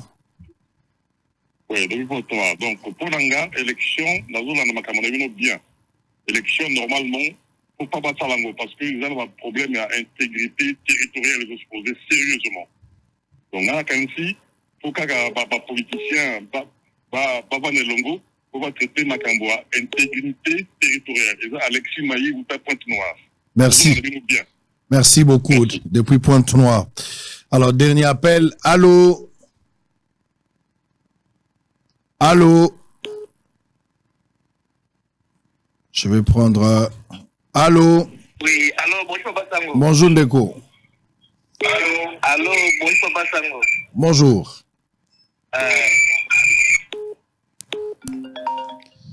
On va prendre... Allô? Oui, allô? Oui, allô, vous allez en direct? Bonjour Papa Sango. Vous allez en direct, allez-y. Oui, bonjour. Bonjour, Lobambango Ndeko. Oui. Allô? Allô? On va prendre les derniers intervenants. Hein? Allô? Allô? On va prendre intervenant moko et puis ici. On a les lots. On va prendre Ah Jojo, au téléphone au nini. Na komi na mboa. Oui, allô. Bonjour Papa Sango. Bonjour Ndeko, en direct. Oui, na bengi na komi na Ngalema. Oui. Bon, l'idée ya papa eza na ngoma beti. Mais ce qui tokokende to si sana bitumba va élection, c'est que Ngundambuka azana libanda. Bon ba loba jango papa Kabila. Papa atika nanu, ce qui transition ce qui ni drobo azana, mutumsiba kalawana. Papa a déposé pour tokufa. Boité, l'élection c'est le maquis 2018 wana. Et to bitumba za la kalati. Patika to kufa. Ce qui te fait l'élection, papa a déposé ce qui mandat ne coquille na 5 coquille net na décembre wana ya yiri kuka a déposé za libanda atika mtu mususu akamba mususu na tanga. Ça fait 10 ans. Ndino mtu seme papa ti. Merci. Très bien. Merci. Allez, on a fini. Oh là là. Vous avez belé, je ne vois rien là, Joël. Je vais lire un communiqué. Et puis, s'il y a une communication, il faut toujours nous faire signe, hein, Joël. Je ne vois rien. Communiqué numéro 001-2023, l'intention des occupants des parcelles des terres situées au site d'Ikin Malebo, dans la commune de Lansele. Le secrétaire général aux affaires foncières, M. Mugangu Koulimouchi Gérard, agissant dans le cadre de la commission chargée d'examiner les conditions d'indemnisation et d'occupation des parcelles sur les sites Kin Malebo, invite tous les occupants des parcelles des terres sur les dits sites de passer déposer les titres et ou autres documents justifiant l'occupation individuelle ou collective des parcelles au bureau de la circonscription foncière de Lansele à Kinshasa à partir de ce vendredi 17 mars 2023 au vendredi 24 mars 2023 afin de permettre à la commission de procéder à leur enregistrement et identification. Après cette procédure, d'autres formalités seront communiquées aux personnes enregistrées et identifiées sur la concession pour Malebo. Kinshasa Malebo, tout celui qui n'aura pas déposé son titre ou autre document dans le délai imparti au bureau du conservateur des titres immobiliers de Lansele, ça prendra qu'à lui-même. Alors on va terminer parce que nous sommes arrivés à la fin. Aussi les sana éléments à maître Kassel Bouka, sa coordonnateur Asbel Tozongi Salemba, qui s'est incliné devant le mausolée des Sphinx de Limité, élément Tokabwanango Yangwana. Mais d'une manière générale, qu'est-ce qu'on peut retenir aujourd'hui au Kiba Congolais ne bazo réagir? Monsieur Sobaza, na logique au yolobeli, ba monsieur Sope Bateme Likambwana, ba monsieur Sope Balobi, ceux qui tokomi na souka, le coin de quoi souka lobi, ceux qui gâtent tokomi na souka, élection salamité pour la guerre à Est, toza d'accord, mais Félix Ndé a dirigé les Sonombokate, bacha Moutoumoussou, ti élection au salam. Bané Baoucha Moutoumoussou. Répondre, bah, disposition on a toutes les questions, parce que, au moins la Félix Tshisekedi, il y a quand même gage, il y a Malamou pour Namboka Nabiso. Contrairement à Bambulo, les gars, ils m'balassiment. Oh, ils allaient dire, oui, tu as une élection, oui, guerre à Est, non, de comment le guetter, tu as une élection, mais guerre à Est. Mais guerre à Est, oui. Mais est-ce qu'il faut tout à Makila, il y a Bandeko, il y a Bisso, au Bazana Est, et autres Tanga. Mais coloniaux surtout, pour trouver la cab élection. Moi, j'ai dit non. On peut garantir, suite, il y a pouvoir, na président Oyazali. Mais to bongisa, makambu, de façon à ce que, Batunyo sur ya Congo, ba force vive. C'est-à-dire, et ça la bateau toujours mon un exemple était comme on a matata avec Kabila te babenga bateau pe mususu o bakozwa part na kati ya makambwana mais bango oyo bateau ya kala batika lokwa na supervision. Ça c'est ça la proposition que je peux donner. Mais bateau ba uta na kati ya ba groupe bateau na te, ça dit ba bateau bazali na neutralité mais bazala sur la supervision bateau na poto ko considérer quoi bazala ba expérience. Mais batika na bato sika o bako me maila sika pour na assurer so ba maila sika guerre est et aussi là. Très bien. Allez, merci d'avoir répondu à notre invitation. Bonne chance nayo pour na lemba avec espoir. Mais makanisi ya bogosu kana on anda goûter. Ce ma ponomi ezali fengoli ko postuler. Poto si les ensemble faut bato sika baya bato lokola bino faut postuler. Pour ceux qui vont postuler te moya ko benga na bato bazana kati ezate. Eza musala munene ya kosala. Mais oui, c'est plus facilité, hein. Bah, sa population en Congo, maïe moko boye. C'est-à-dire, il y a yebi moutoir au thème, liboso, na eza wa opese polo. O ressemble la sanyama panela lobaki, o mais maman, mambundi bateka na bichi mobilisé 10 000 francs, expliquer en wana. Mais si pour la kolungu la batu makanisi wana, mais c'est tout un travail qu'il va falloir faire. Et ça nous prendra du temps. Mais biso le quoi, tout s'inscrivera toujours na durée. Nous allons travailler jusqu'à ce que, tom mima, ba Congolais na makanisi oyo ya solo po bata la politique lolenge mususu au monde peut pas tirer la sagi opposition ou mela makasi hein ba ate ya ko so pouvoir te yebo na boy mais makanisi wa kotsa na kati ya batu yango biso ba mususu landi yango lelo mais to lingo tika ngonde ngwana te to kotsa ngo na kati ya population pour to ça la suite ya combat na population ya Congo aiba importance nini mboka nizo représenter. Très bien, bozalaki belé liboso ba TV na bino. Je vais d'abord souhaiter joyeux anniversaire à Grace Mutombo Azando Inangai Azana Dallas. Moi si à Kalume Mokoto, moi si Nayoko, yepe azukombo ya Mokoto akomi pe Kalume. Joyeux anniversaire, Grâce Mutombo, maman, happy birthday to you, to you, to you, to you. Place aux Arolanda biso to you, to you, to you, to you. To you na yo mama. Place aux Ali, na bombe, na boageli yo longévité, prospérité, bonheur depuis Dallas aux la Texas.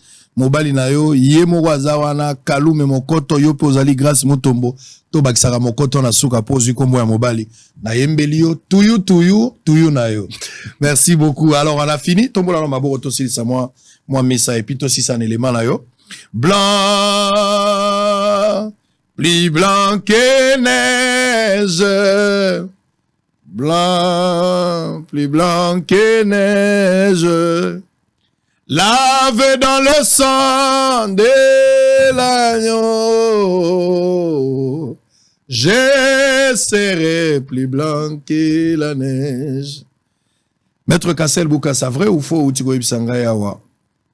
Depuis 1960, Tilelo, tu as progressé, mais tout ça, les régressions. Vrai. Vrai ou faux, Ibsangayi, ba politicien de Babomimboko? Vrai. Vrai ou faux, Ibsangayi, que na ba politicien nyoso to koneta ki na mboka ozo croire na bangote mais pona Tshisekedi ndozo mona mwa lumière ezali yena Lumumba oui vrai Etienne Tshisekedi na Lumumba vrai ou faux ozo croire pe na leadership ya Tshisekedi aza na pouvoir vrai ou faux ozo mona ke bato bazo longwa na bazo katsa de part et d'autre pona yo bakoza na sous na pouvoir te bako servir si tu faut bakende retraite il faut balimwa bango nyoso tout vrai ou faux lobi pe Tshisekedi Tshilombo ye pe faut bakende retraite faux. Vrai ou faux, ebisinga pona ozomona élection, il faut zela, il faut tokene na makambo ya est to sili sa guerre et puis tokene makambo ya élection sima. Vrai ou faux lobby lemba eza ya kokufa koleka ndengo yebaka lemba. Vrai ou faux ebisinga awa mboka oyo kobonga mais la génération na biso na bino ya ba Tshisekedi te. Vrai. Très bien. Allez, on a fini avec Bosolo ya lelo. Ouais, liboso nazozonga boki malanu te moto akendete na otikeli bino moi 10 minutes, moi 15 minutes.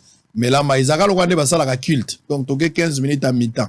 Mais là, Maïzala, la moelle, le sala, c'est soulagé, tout ça.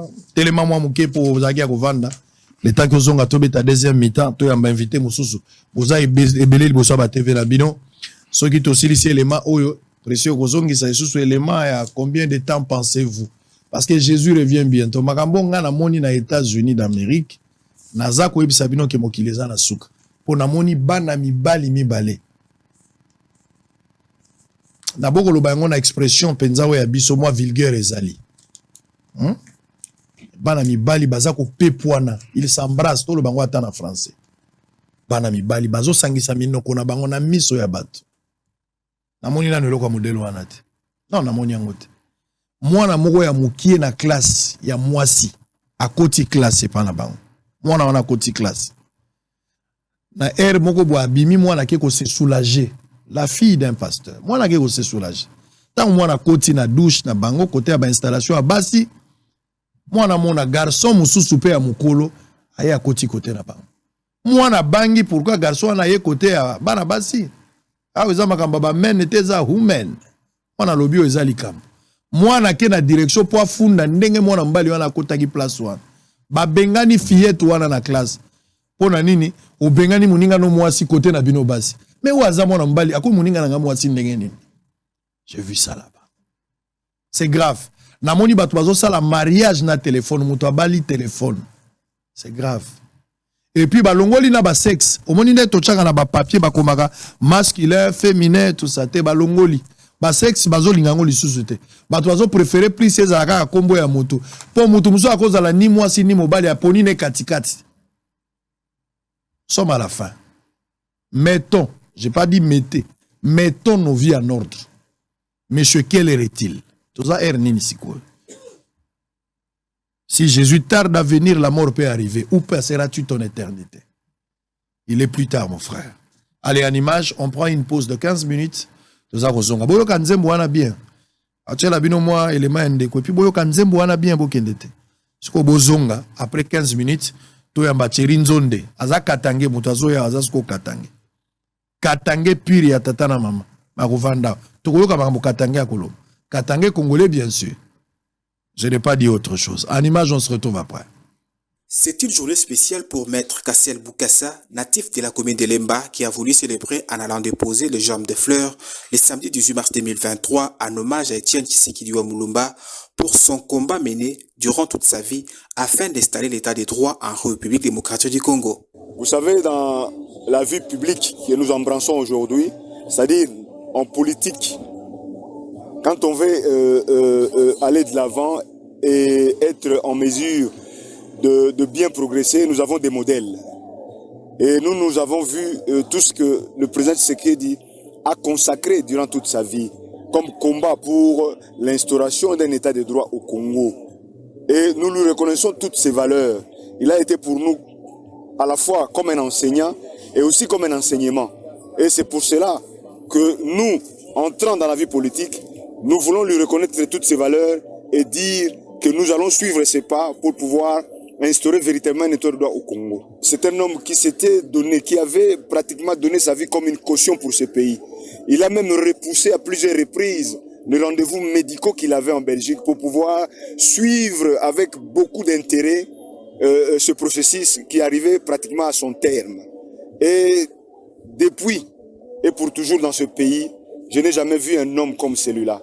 Et il a toujours marqué. D'ailleurs, c'est lui qui a changé mon approche de la politique. C'est comme un aïeux, un ancêtre en politique que nous devons en réalité, si nous étions religieux, vénérer. Mais comme nous sommes en politique, nous avons simplement cette obligation qui est de lui rendre hommage et de lui reconnaître les valeurs pour lesquelles il a combattu durant plus de 30 ans. Accompagné d'une équipe restreinte, Maître Cassiel Bokassa a aussi fait le même geste à l'endroit de Patrice Emery Lumumba dans son mausolée à échanger de l'humilité. C'est l'histoire de ce pays qui m'amène aujourd'hui, les conflits qu'il y a à l'Est et tout ce qui s'en est suivi.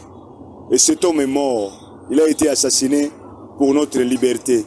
Et voilà qu'à l'Est de notre pays, des millions et des millions de nos compatriotes sont privés de leur liberté. C'est la raison pour laquelle je suis venu sur cette tombe de notre regretté ancien Premier ministre pour lui demander la force. Et ce qu'il a fait pour que ce pays connaisse l'indépendance. Lumumba est un exemple de courage, mais aussi de liberté. Et quand on va sur la scène politique, nous avons le devoir de nous souvenir et d'avoir aussi une pensée pour ceux qui nous ont précédés et ce qu'ils ont fait pour ce pays. Vous savez, quand un peuple est privé de sa liberté nationale, le premier devoir qui s'impose à cet homme, c'est celui de la lutte pour son indépendance. Et nous nous souviendrons, nous tous, de ce qu'a été la lutte du regretté fait Emery Lumumba pour l'indépendance du Congo. Et c'est ce qui nous anime et c'est ce qui fait que nous puissions suivre ce chemin pour pouvoir donner une indépendance totale à notre pays. Ici de noter que ce geste marque le début de sa carrière politique active, lui qui prend le développement de la base avec son slogan « Tozongisa Lemba na Maître Cassiel Bokassa ». Entendu, ensemble, remettons la commune de Lemba à la place qu'elle occupait avant.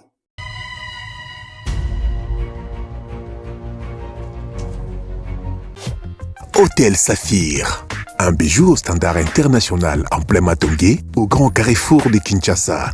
Plusieurs catégories de chambres, bureaux et appartements climatisés avec Wi-Fi et TV, n'a faux prix. Petit déjeuner y compris dans son restaurant aux spécialités variées avec réduction de prix pour naba client Oyuba Fandina Hotel. Un ascenseur ultra moderne disponible en permanence 24 heures sur 24 vous amène à tous les niveaux. Yaboina Matongé et Zalaté. Notre adresse A4 Ikelemba, quartier Matongé, commune de Kalam. Téléphone 084 710 99 99 081 600 8000. Hôtel Saphir, beau cadre, bel emplacement, bon prix et beaucoup d'avantages. Bienvenue à